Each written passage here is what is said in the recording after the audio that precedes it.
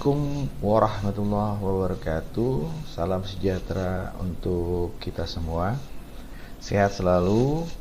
Perkenalkan, nama saya Samsu Hidayat ST Eskom MKom. Saya merupakan dosen tetap pada program studi Teknik Informatika di Institut Bisnis dan Informatika Kosgoro 1957 Jakarta. Adapun jabatan akademik, saya adalah rektor. Mata kuliah kepakaran saya adalah arsitektur dan organisasi komputer yang sudah saya ampu sejak tahun 2019. Adapun penyusunan video ini adalah merupakan bagian dari PDD UKTPT, program sertifikasi dosen, untuk mendeskripsikan pengajaran saya secara utuh, mulai dari capaian pembelajaran, strategi pembelajaran, hingga penilaian. Untuk deskripsi mata kuliah ini, bahwa arsitektur dan organisasi komputer adalah mata kuliah inti pada semester 2 yang menjadi basic atau dasar daripada pemahaman mahasiswa dalam merancang, menganalisis, dan mengevaluasi sistem komputer dari sisi hardware atau perangkat keras. Kemudian mata kuliah ini juga mencakup pembahasan tentang arsitektur CPU, memori, sistem input-output, sistem bilangan, hingga instruksi mesin. Karena komputer itu tidak terlepas daripada hitung-hitungnya atau matematika. Mata kuliah ini juga berkontribusi besar pada pencapaian capaian pembelajaran lulusan yang terkait dengan penguasaan konsep teknis, kemampuan analisis sistem, serta keterampilan cara berpikir sistematis dalam konteks rekayasa perangkat lunak. Assalamualaikum warahmatullahi wabarakatuh. Waalaikumsalam warahmatullahi wabarakatuh. Selamat pagi teman-teman, sehat selalu ya. Selalu menjaga kesehatan di kala musim pancaroba ini. Sekarang musim itu enggak tentu ya, musim kemarau hujan, musim hujan kemarau gitu ya. Tapi kali ini kita tetap fokus pada arsitektur dan organisasi komputer. Kira-kira teman-teman ada pandangan nggak mengenai arsitektur dan organisasi komputer seperti apa?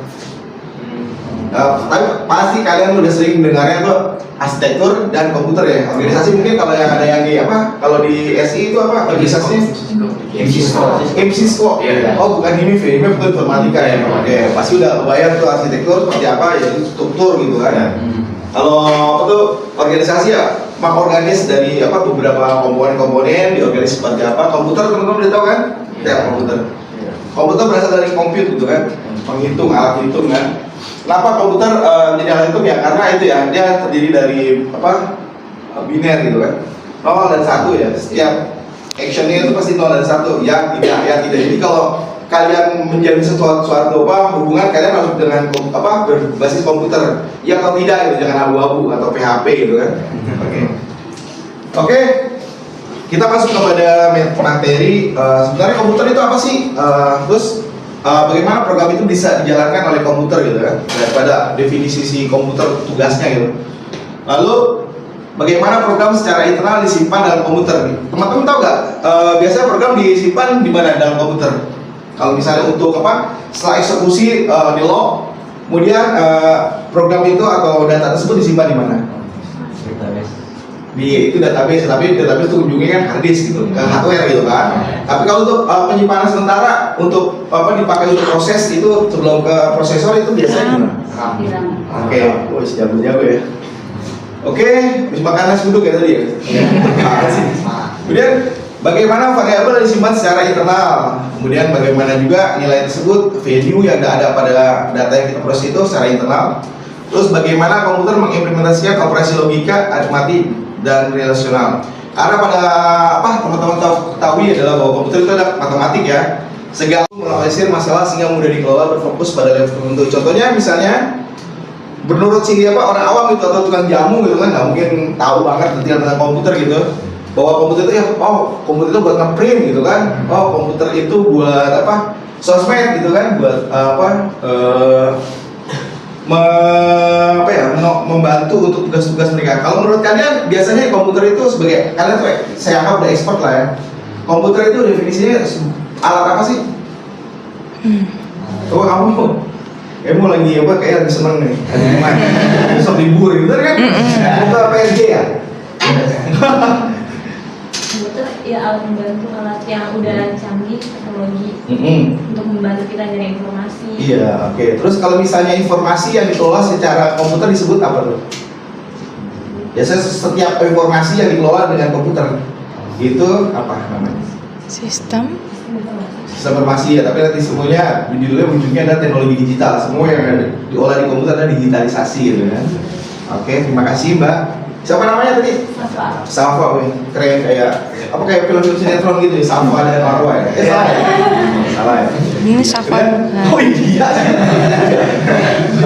Oke, si programmer. Nah, menurut si seorang programmer itu, kalau definisi dia itu komputer itu bisa disuruh-suruh gitu ya dengan berbagai bahasa pemrograman. Apalagi sekarang di zamannya GPT gitu kan. Ya kita nggak diharapkan untuk menggunakan GPT ya sampai untuk penelitian juga. Cuman ya kita harus fair juga, kita jangan terlalu bergantung pada GPT. Kita harus dilatih critical thinkingnya gitu kan. Jangan GPT ngasih tahu ini udah Pak, GPT ngasih tahu ini nggak tahu salah gitu kan. Kita harus cek juga, kalau misalnya salah ya udah latih lagi kan. GPT itu based on machine learning gitu. Jadi dia harus di train juga, dikasih prompt gitu kan. Kalian pasti udah pada punya akun GPT walaupun gratisan gitu kan. Iya, tapi ada yang patungan nggak? Oh ya, biasanya kalau yang gratisan itu ada terbatas ya, berapa kali perintah prompt gitu kan. Oke, terima kasih. Konduktor manufacture fisik. Nah, dia ada di sini nih, tengah-tengah tuh arsitektur, organization dan digital logic gitu. Jadi dia bermain logik secara digital. Nah, sebelum kita masuk itu biasanya setiap sesuatu itu ada evolusinya kan. Kayak katanya sih menurut dari manusia itu dari apa? Dari kera aja deh. Kita kan akhirnya jalan-jalan akhirnya jadi kamu gitu.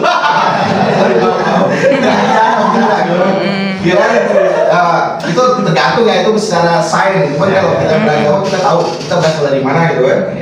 Nah, komputer juga begitu, dia ada evolusinya dari awal dia ditemukan gitu kan sampai sekarang booming komputer itu sebagai alat bantu buat kita ya. Apalagi sekarang udah yang tadi AI itu. Sekarang juga tahu nggak kejadian yang terkini sekarang perang Iran Israel. Nah itu kenapa Israel dibombardir bukan hanya dari rudal, itu ada cyber attack. Jadi sistem mereka, sistem pertahanan dia tuh bukan namanya Rudal. menangkal Iron Dome itu di hacking sama dia, jadi dia AI-nya itu mesin itu dikacauin, jadi dianggap serangan yang rudal-rudal atau drone dari Iran itu dianggap teman, jadi dikacaukan lah. Nah itu dia pentingnya kita ngerti lah komputer kita nge-hack buat bantu negara atau buat defend kita gitu kan. Oke, di sini generasi komputer sesuai dengan komponen elektronik dasar yang dipakai jadi si komputer itu tersusun daripada elektronik gitu kan. Nah, jenis komponen elektronik itu sesuai waktu. Biasanya dulu tuh awal-awal tuh adalah berupa tabung hampa, atau nggak tabung hampa? Berupa tube gitu kan, kayak tangki gitu kan. Kamu pernah masuk tangki? Rendem gitu. Nah, di situ ada transistor, IC itu udah mulai kecil ya. Mana semakin banyak komponen yang bisa diintegrasikan. Sampai di sini ada pertanyaan? Belum ya. Oke. Nah, di sini nih, komputer generasi 1 dia terbuat dari tabung hampa, diprogram dengan jumper cable. Ini dulu tuh kalau misalnya komputer satu itu bisa satu kontrakan. Bayangkan? Apa istilahnya? Buang tempat banget gitu kan. Nah, kemudian pada IBM PC motherboard, di dalam motherboard itu ada banyak tuh IC, ada chipset gitu kan. Kemudian pada tumor ini terkait dengan komputer tersebut ya, bahwa jumlah transistor yang bisa diintersect dalam satu D meningkat 2 kali lipat setiap 18 sampai 24 bulan. Jadi dia meningkat terus setiap 18 bulan atau 2 tahun gitu kan. Nah, sekarang kita masuk kepada materi inti ya, atau organisasi dan arsitektur. Nah, tadi kan teman-teman udah tahu arsitektur seperti apa ya. Kalau untuk keterkaitan dengan komputer, bahwa arsitektur adalah atribut yang berhubungan dengan programmer. Jadi itu keterkaitan ya dengan programmer. Jadi dia nggak bisa berdiri sendiri gitu kan, kecuali Tuhan gitu kan. Komputer tuh harus ada programmernya kan. Lalu kumpulannya adalah bit, di mana jumlah bit itu yang difungsikan atau digunakan untuk merepresentasi data, lalu gitu kan. Kalau untuk yang outputnya apa? Printer, terus monitor, speaker. Oke, terima kasih teman-teman. Kemudian contohnya apakah tersedia instruksi untuk perkalian? Nah, pasti ada kan. Lalu organisasi, secara organisasi bagaimana suatu perangkat diimplementasikan? Ini berupa ada sinyal kontrol, ada sinyal yang mengontrol tadi yang kayak proses tadi Mas tadi ikut kan proses, kemudian itu ada interface apa aja gitu. Ya hardware-nya itu kan, ada interface jaringan, interface buat storage, kemudian ada memori. Contoh, jika kita menambahkan hardware baru atau penambahan hardware secara berulang, kemudian apakah instruksi perkalian diimplementasikan secara hardware ataukah dikerjakan dengan penambahan secara berulang? Nah, ini adalah contoh daripada arsitektur dan organisasi. Kemudian arsitektur sama, organisasi tapi harus berbeda gitu kan. Kemudian arsitektur bertahan lama, organisasi bisa menyesuaikan perkembangan teknologi. Nah, semua keluarga Intel x86 mempunyai dasar arsitektur sama. Lalu semua keluarga IBM pada sistem 370 mempunyai dasar arsitektur sama. Lalu memberikan kompatibel code organisasi berbeda jika versi berbeda. Nah, sekarang perbedaan utamanya apa ya? Antara arsitektur komputer dan basic komputer. Untuk arsitektur komputer, bagian yang lebih cenderung pada kajian atribut-atribut sistem komputer yang terkait dengan seorang programmer, contohnya set instruksi gitu, instruksi atau execute gitu ya. Terus dipakai aritmetika untuk matematikanya gitu ya. Lalu teknik pengalamatan misalnya proses ini harus lewat mana gitu kan. Lalu mekanisme input-output tadi yang teman-teman bilang itu inputnya pakai scanner lah, pakai mouse di board gitu kan, untuk outputnya apa gitu. Kemudian organisasi komputer bagian yang terkait erat dengan unit-unit operasional dan interkoneksi antara komponen penyusun sistem komputer dalam merealisasikan aspek arsitekturalnya. Contoh aspek organisasional adalah berupa teknologi hardware, perangkat antarmuka, interface, teknologi memori, sistem memori, dan sinyal-sinyal kontrol. Ada yang bisa menjelaskan atau mau bertanya gitu mengenai arsitektur komputer dan organisasi komputer ini? Silakan, nggak usah malu-malu, nggak dikasih nggak dipungut bayaran.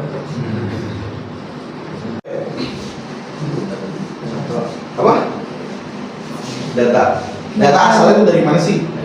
Bahan data. Bagus. Data file. Setelah itu data akan menjadi informasi kalau ada syarat loh. Buat jadi informasi itu ada syarat kan? Kalau apa? Kalau informasinya valid, kalau nggak valid hoax kan? Nah, dari informasi itu berkembang lagi menjadi database ya. Oke, database itu juga ya boleh ya. Tapi ujungnya adalah knowledge, pengetahuan gitu kan. Itu ujung dari semuanya adalah pengetahuan. Makanya kalau misalnya kalian mengembangkan suatu penelitian, kalian dituntut untuk apa sih namanya kontribusi penelitian kalian untuk pengetahuan gitu. Nanti kalian skripsi kan, betul nggak? Ya nanti kalian skripsi nanti pasti dituntut seperti itu gitu kan. Kemudian struktur adalah bagaimana masing-masing komponen saling berhubungan dengan satu sama lain. Contohnya sebuah komputer itu memiliki struktur CPU ya. Di sini ada main memori, ada input output dan bus. Nah, bus itu adalah rangkaian. Bus kan udah pernah lihat bus belum? Oh udah kan belum pernah gitu kan. Ada baru pindah dari mana gitu kan. Nah, fungsi komputer pada prinsip terdapat 4 fungsi, yakni fungsi operasi pengolahan atau data processing, fungsi operasi penyimpanan data atau data storage, fungsi operasi pemindahan data, data movement, dan fungsi operasi kontrol. Ada yang ingin ditanyakan mengenai 4 fungsi ini? Dan bingung gitu maksudnya. Yang mana tuh?